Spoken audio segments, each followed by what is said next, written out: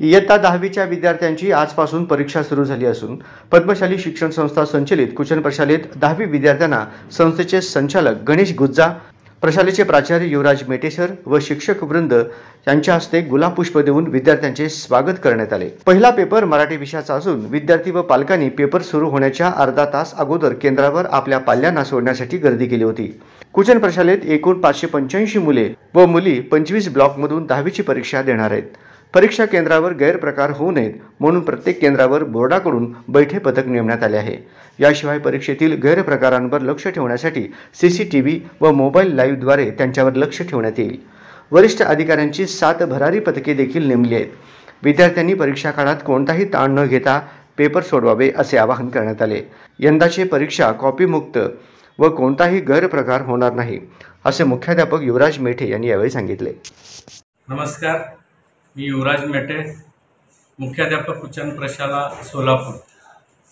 तर आमच्या पद्मशाली शिक्षण संस्था संचलित कुचन प्रशालेच्या केंद्रावरती साधारणतः 585 विद्यार्थी प्रविष्ट झालेले आहेत। 24 ब्लॉक आहेत आणि आमच्या केंद्रावर कॉपीमुक्त वातावरणामध्ये परीक्षा पार पाडण्यासंदर्भात सर्व ब्लॉक सुपरवायझरची काल मीटिंग घेऊन त्यांना सर्व सूचना देण्यात आलेल्या आहेत।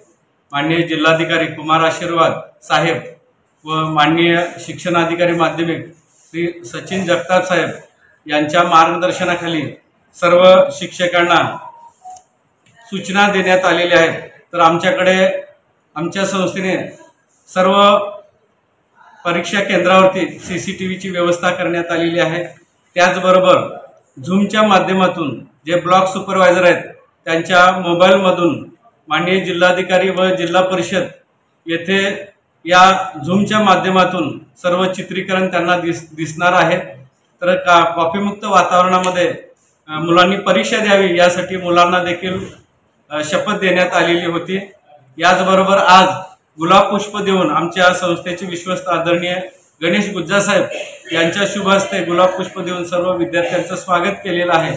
पिण्याच्या पाण्याची सोय आहे आणि याचबरोबर पालकांना देखील बाहेरच्या बाजूला बसण्याची त्यांच्या वाहनतळाची देखील इथं व्यवस्था करण्यात आलेली आहे।